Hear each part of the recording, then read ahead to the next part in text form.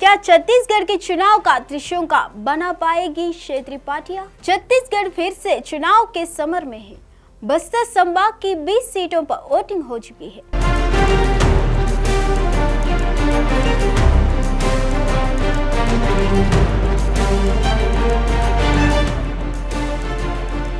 बची 70 सीटों पर 17 नवंबर को वोट पड़ने हैं। राज्य की स्थापना के बाद से लेकर अब तक छत्तीसगढ़ का चुनाव दो ध्रुवों के बीच बांटा रहा है।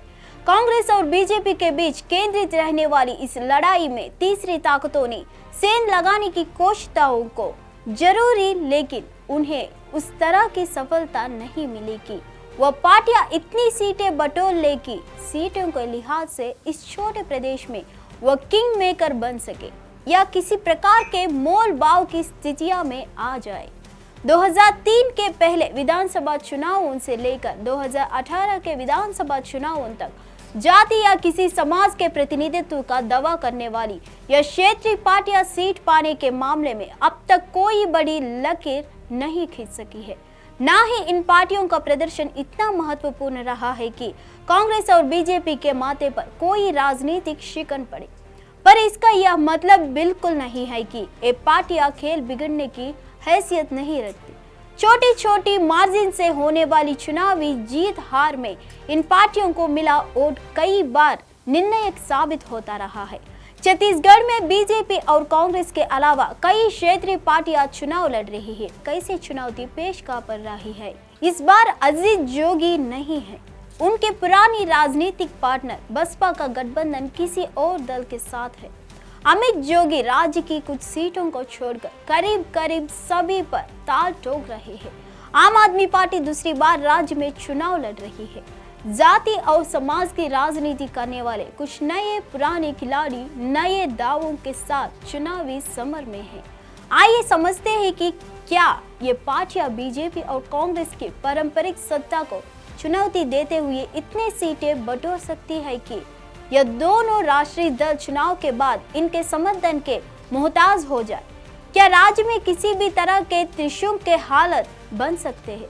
अजीत जोगी ने जब 2016 में कांग्रेस से अलग होकर नई पार्टी बनाई थी, तब इस बात के कयास तेजी से लगने शुरू हुए थे कि क्या इस बार छत्तीसगढ़ में त्रिशूल के हालत होंगे।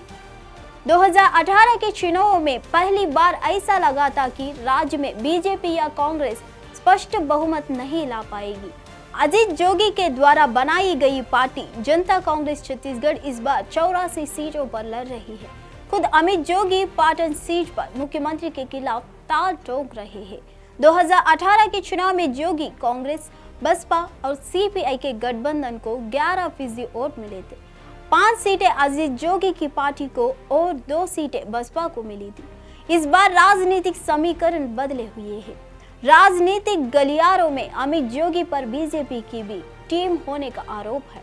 टिकट देने में भी उन्होंने 7 साल पुरानी पार्टी के कार्यकर्ताओं के बजाय बीजेपी और कांग्रेस के बागी नेताओं को चुना है, जिसमें ज्यादातर कांग्रेस के बागी है। कांशीराम के जमाने से ही राज्य में जड़े जमाने वाली बहुजन समाज पार्टी इस बार फिर से छत्तीसगढ़ में ताल ठोक रही है। बीते चुनाव में अजीत जोगी की पार्टी से गठबंधन करने वाली बसपा इन चुनावों में गोंडवाना गणतंत्र पार्टी के साथ एलायंस में है। बसपा 58 तो गोंडवाना गणतंत्र पार्टी 32 सीटों पर लड़ रही है। बसपा का प्रभाव हमेशा से ही बिलासपुर संभाग में रहा है। प्रदेश में कई ऐसे सीटें हैं जहां बसपा महत्वपूर्ण भूमिका निभाती रही है। राज्य में बसपा ऐसा कोई नेता विकसित नहीं कर पाई जो कुछ सीटों पर अपने प्रभाव को लगातार बनाकर रख पाया हो। जिन सीटों पर दलितों की संख्या कम है, उन सीटों पर बसपा का कोई प्रभाव नहीं है। इसी तरह शहरी सीटों में भी बसपा का प्रभाव नहीं है। आम आदमी पार्टी दूसरी बार छत्तीसगढ़ के विधानसभा चुनावों में टाल ठोक रही है। आम आदमी पार्टी बीते 10 वर्ष में राज्य में सक्रिय रही है। अरविंद केजरीवाल ने यहां पर एक राष्ट्रीय अधिवेशन भी किया, 10 पॉइंट का घोषणा पत्र भी जारी किया। आम आदमी पार्टी किसी भी सीट को अपने पक्ष में त्रिकोणीय बनाने में सफल नहीं दिख रही है। अपवाद को छोड़ दे तो वह चुनाव के समीकरणों से वह करीब करीब बाहर है।